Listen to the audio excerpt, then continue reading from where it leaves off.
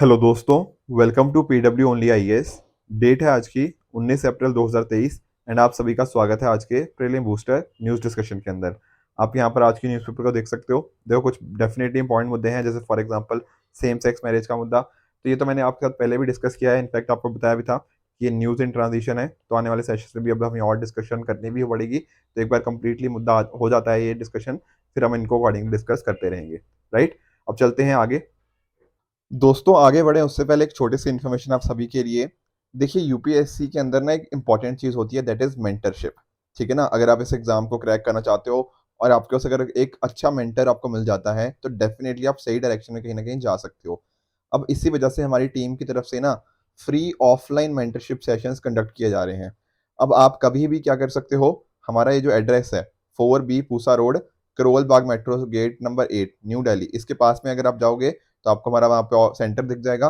वहां पर आप जाके हमारे डेडिकेटेड मेंटर्स आपको वहां पे मिलेंगे। ठीक है ना, जो आपको जो भी आपके हेल्प चाहिए with regards to UPSC journey, वो आपको बिल्कुल पूरी तरह से आपको हेल्प करने के लिए बिल्कुल रेडी है। ठीक है ना, तो मेक श्योर कि आप इस अच्छी अपॉर्चुनिटी को अपने पॉजिटिव एडवांटेज के लिए यूज कीजिए। ठीक है, चलिए अब स्टार्ट करते हैं। कल मैंने आपको एक होमवर्क दिया था रिगार्डिंग सावा लेक, और आप सभी ने सही भी बताया इसका आंसर। देखो, यहाँ पे नोटिस करो, ये आगे आपकी कंट्री इराक। ठीक है, इसके अंदर आपको सावा लेक देखने को मिल जाएगा। ठीक है, तो अगर आप इसको नोटिस करोगे ना, इस सावा लेक को, तो हम दरअसल में इसको डिस्कस इसलिए कर रहे हैं क्योंकि ये पिछले साल न्यूज में रही है। क्यों रही है? क्योंकि दरअसल में ये ड्राई होने लग गई है। ठीक है, और इनफैक्ट काफी हद तक ये ड्राई आप हो भी चुकी है। ठीक है, काफी पुरानी लेक है, काफी लंबे टाइम से अच्छी लेक थी, बट अब ये ड्राई होने लगी है। क्या रीजन है इसके पीछे का? देखो, एक तो क्लाइमेट चेंज ही है। ठीक है, प्लस साथ ही साथ गवर्नमेंट ने ना इसकी पूरी देखभाल नहीं करी इस लेक की। एंड ऊपर से क्या हुआ है कि कुछ लोगों ने यहाँ पे कुछ इन्वेस्टमेंट्स करी हैं, तो उन्होंने प्रॉपरली इसको ना मैनेज नहीं किया, इस पूरे एरिया को। आई बात समझ में? तो ये कुछ इश्यूज रहे हैं जिस वजह से ये लेक ड्राई अप हो गई है। अब अगर इसको देखो, बात करें, इसको ना इराक का पर्ल ऑफ द साउथ भी बोला जाता है, तो ये बात भी आपको पता होनी चाहिए इसके रिगार्डिंग। और इसकी दरअसल में हिस्ट्री काफी रही है, क्योंकि एक्चुअल में अगर आप अलग अलग तरह के टेक्स्ट नोटिस करोगे ना, तो उनके अंदर भी इसका जिक्र मिल जाता है, जो एंशियंट टेक्स्ट है। ठीक है, तो इस वजह से ये चीज इंपॉर्टेंट है। ये जो लेक है, ये लाइमस्टोन के थ्रू, जो लाइमस्टोन रॉक्स रॉक्स हैं उनके ऊपर फॉर्म करी गई है। पर थोड़ी सी मिस्ट्री है। मिस्ट्री क्या है? देखो, ना ही इस लेक का कोई इनलेट है, ना ही इस लेक का कोई आउटलेट है।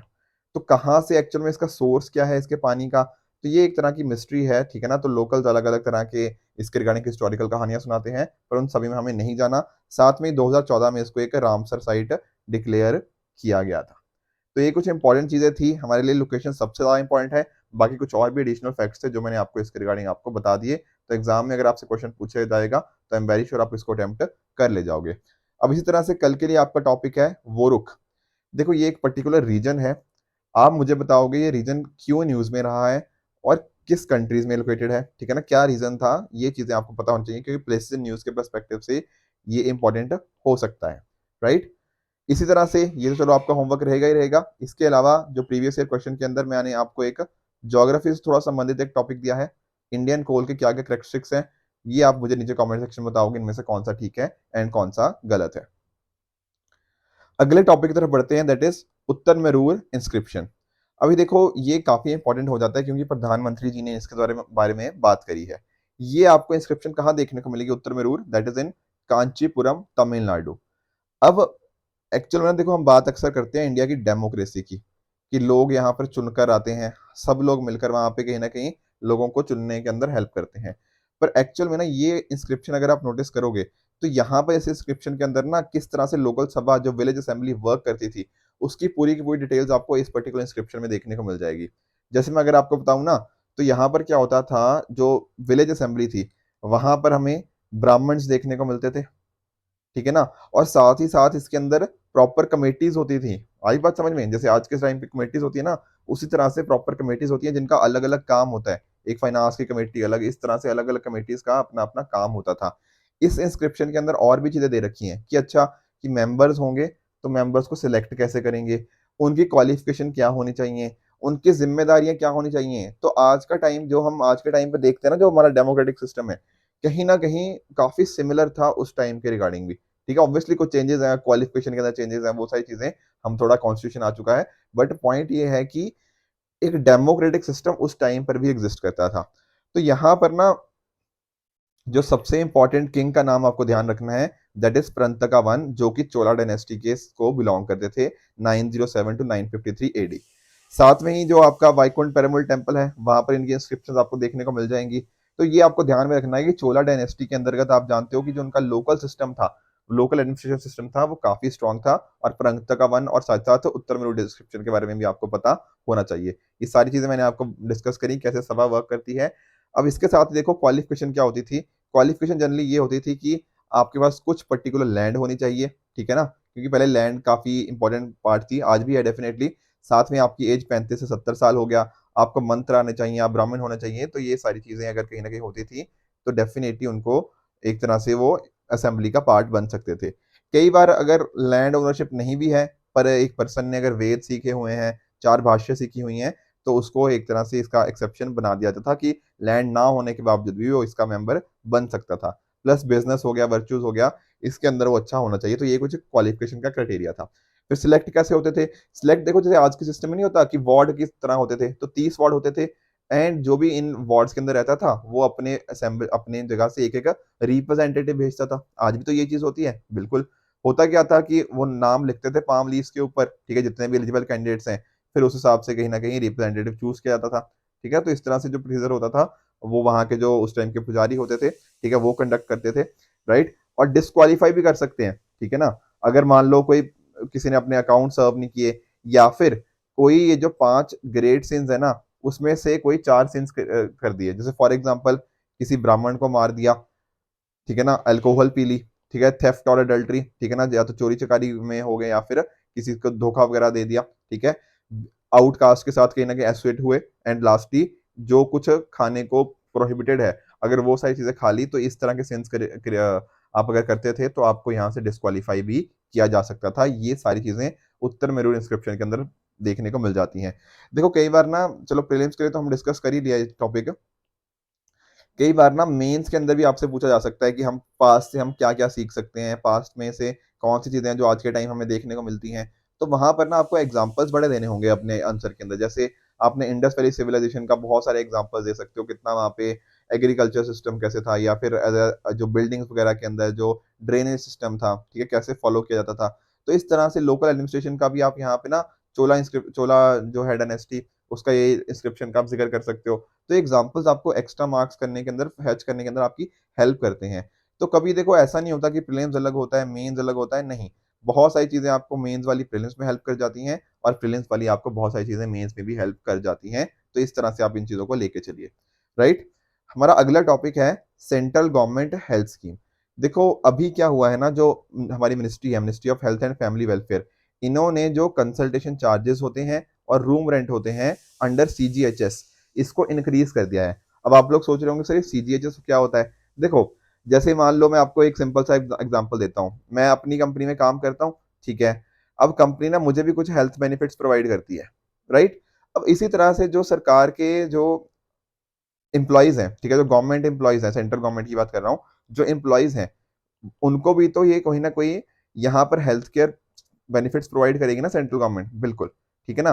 तो यही हेल्थ केयर जो स्कीम है ये सीजीएचएस ही इसको बोलते हैं। तो इसके जो एम्प्लॉयज हो गए सेंट्रल गवर्नमेंट के, इनके जो पेंशनर्स हो गए और उनके जो डिपेंडेंट्स हो गए, उन सभी के लिए ये इस तरह की स्कीम हमें देखने को मिल जाती है। इसको बोलते हैं सेंट्रल गवर्नमेंट हेल्थ स्कीम। इसको स्टार्ट किया गया था 1954 के अंदर, ताकि जो भी गवर्नमेंट एम्प्लॉयज हैं, उनकी फैमिलीज हैं, उनको क्वालिटी हेल्थ केयर मिल पाए, ठीक है ना। इसके अंदर देखो अलग अलग फैसिलिटीज ऑफर करी जाती हैं सीजीएचएस के अंदर। जैसे फॉर एग्जांपल यहाँ पे आपका ओपीडी ट्रीटमेंट हो गया। देखो ट्रीटमेंट आपके ना मेजरली 2 तरह के हो सकते हैं, इन पेशेंट और आउट पेशेंट।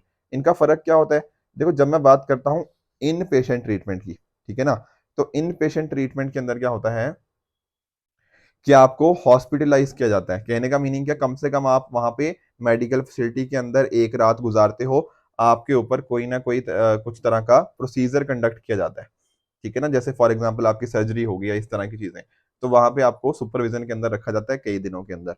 आउट पेशेंट के अंदर जनरली क्या होता है, आप जाते हो वहां पे एक तरह से अपना कह लो कि अपना चेकअप वगैरह करवाते हो और वापस आ जाते हो।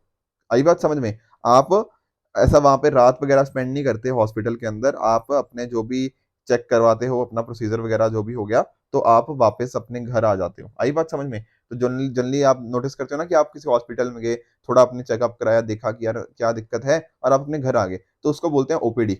Where as on the other hand जो इन पेशेंट ट्रीटमेंट होता है, वो भी मैंने आपको समझा दिया कि जहां पर आपको कम से कम एक रात तो गुजारनी होती है, आपका जो भी ट्रीटमेंट हुआ है, जैसे सर्जरी हुई है मान लो, इस तरह की चीजों के अंदर।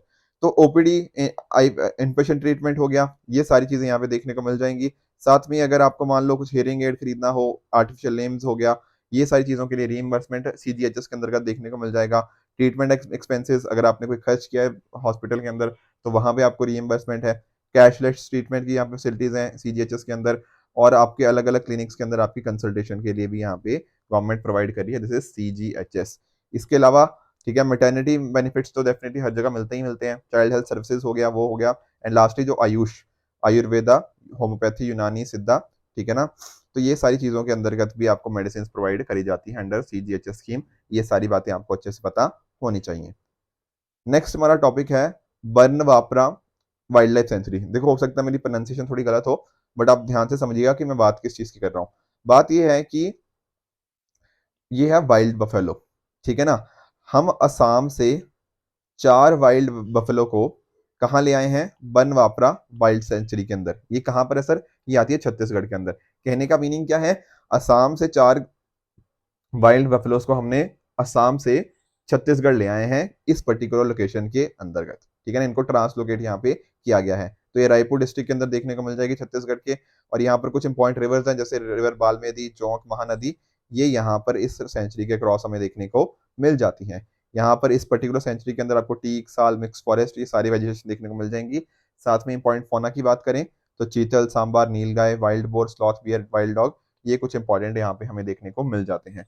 अब देखो, छत्तीसगढ़ के बारे में ये सेंचुरी तो पढ़ ली, but at the same time हमें वाइल्ड बफलो के बारे में तो पढ़ना है, क्योंकि इसी को तो लेकर आए हैं, ठीक है ना। तो पहली बात तो नोटिस करो, ये छत्तीसगढ़ का स्टेट एनिमल है, ठीक है ना।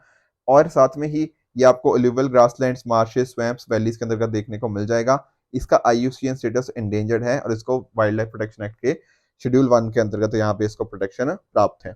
और ये ना ज्यादातर कंसेंट्रेटेड कहाँ देखने को मिलता है? नॉर्थ ईस्ट इंडिया में। देखा, हमने देखा था ना कि अभी असम से लेकर आए हैं, तो नॉर्थ ईस्ट इंडिया के अंदर इनकी कंसंट्रेशन काफी ज्यादा है, ठीक है। काजीरंगा हो गया, मानस हो गया, दिब्रू साइखोवा हो गया, तो ये सारे आपको, लखोवा वाइल्ड लाइफ सेंचुरी हो गया, बुरा चकोरी wild life sanctuary, during memorial हो गया अरुणाचल प्रदेश के अंदर, ये बाकी सारे भी बहुत इंपॉर्टेंट है। काजीरंगा, मानस और दिब्रू साइखोवा का तो आप सभी को, आई एम वेरी श्योर, नाम अच्छे से पता ही होगा। तो ये टॉपिक था, ठीक है, हमने अच्छे समझा। अगला हमारा टॉपिक है रिगार्डिंग सूडान। देखो, सूडान ना पिछले 4-5 दिनों से बार बार न्यूज में आ रहा है, तो थोड़ा इसको समझ लेते हैं कि आखिर ये पॉइंट क्या है। देखो, सूडान में अभी हो क्या रहा है ना, थोड़ी जियोपॉलिटिकल सेंस में थोड़ी लड़ाई चल रही है। मैं समझाता हूँ। देखो, सूडान में ना पहले, काफी टाइम पहले हुआ करती थी डेमोक्रेसी, ठीक है ना।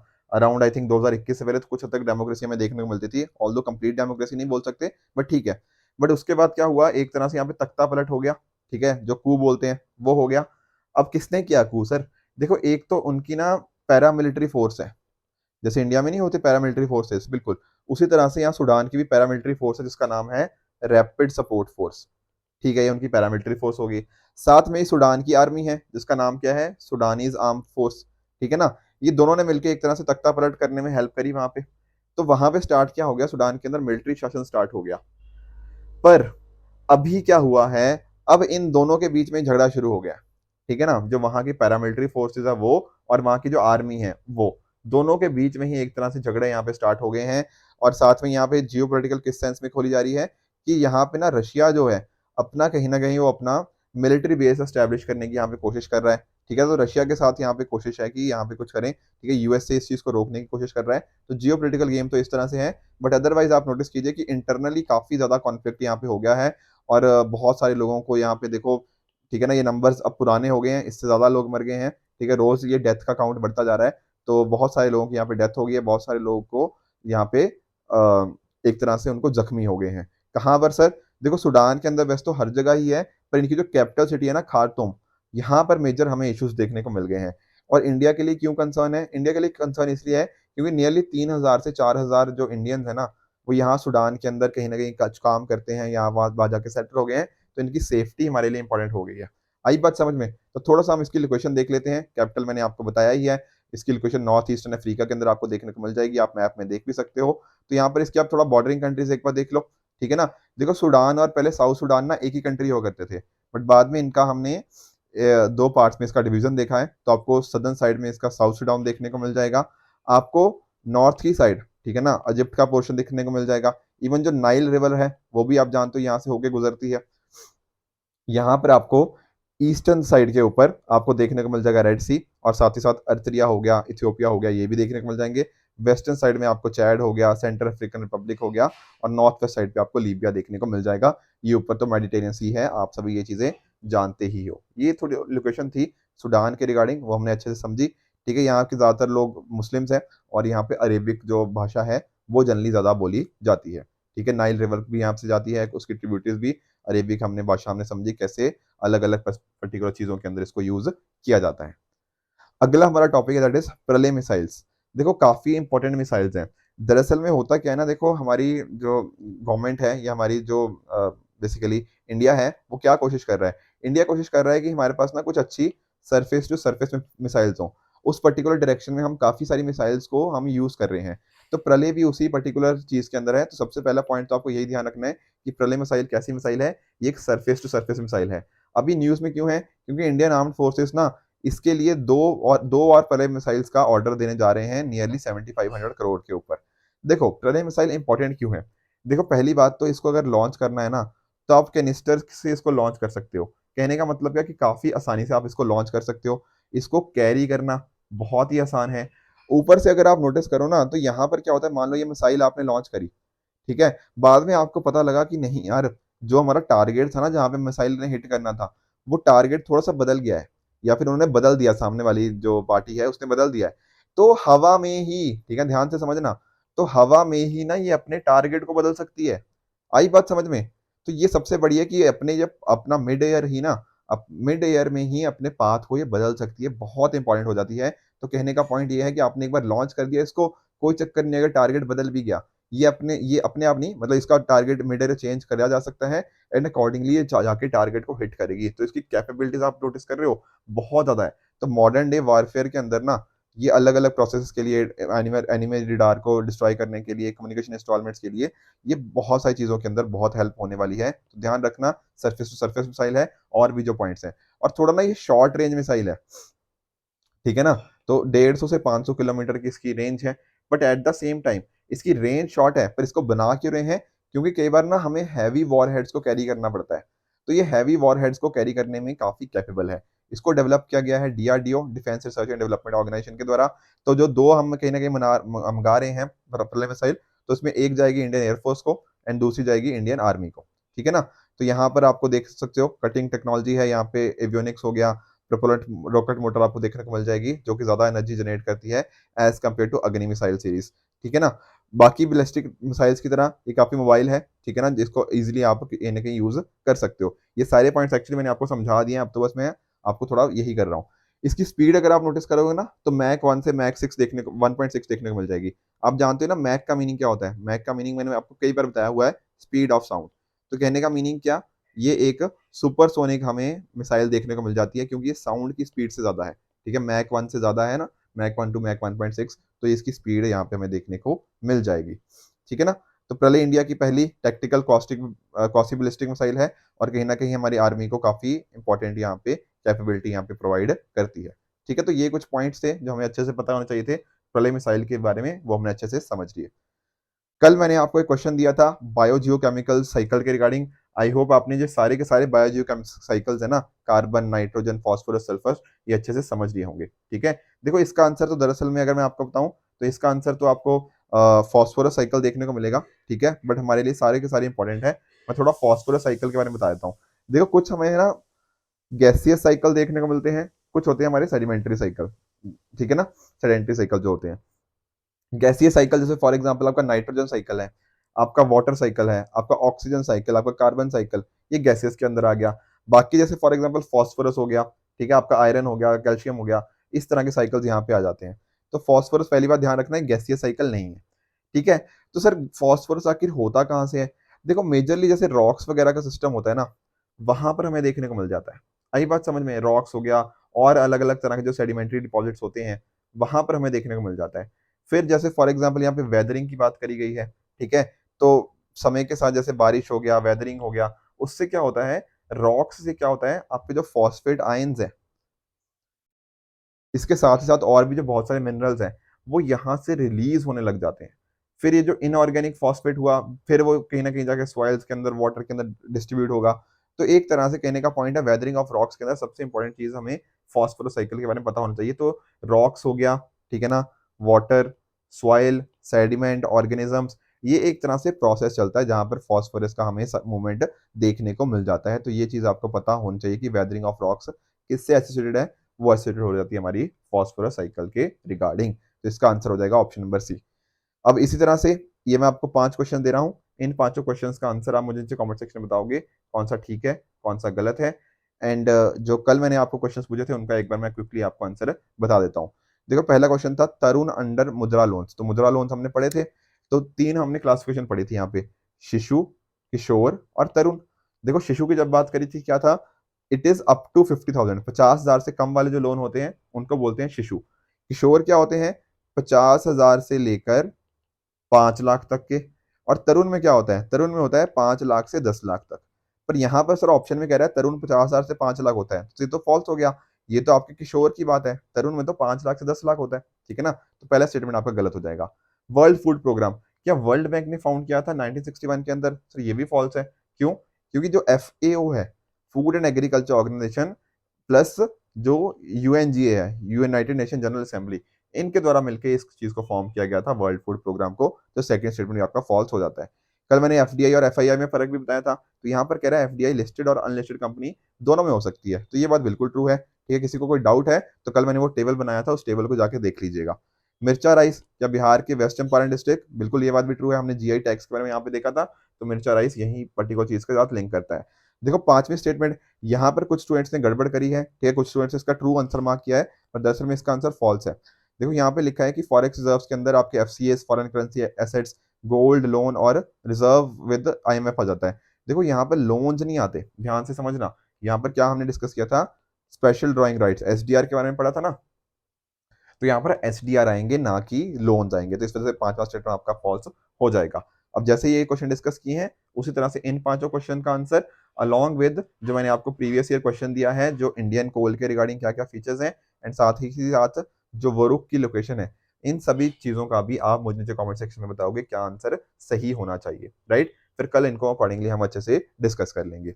इसके साथ में ही अगर आपको इस लेक्चर की PDF चाहिए तो आप हमारे टेलीग्राम चैनल ओनली आज नथिंग एल्स पे जाके इस लेक्चर की PDF को एक्सेस कर सकते हो एंड अपनी प्रिपरेशन को और भी बेहतर बना सकते हो। तो आई होप फ्रेंड्स आपको आज का लेक्चर अच्छे से समझ आया होगा। इसी तरह से आप भी अपने एंड पे हार्डवर्क करते रहिए। Goodbye and good luck.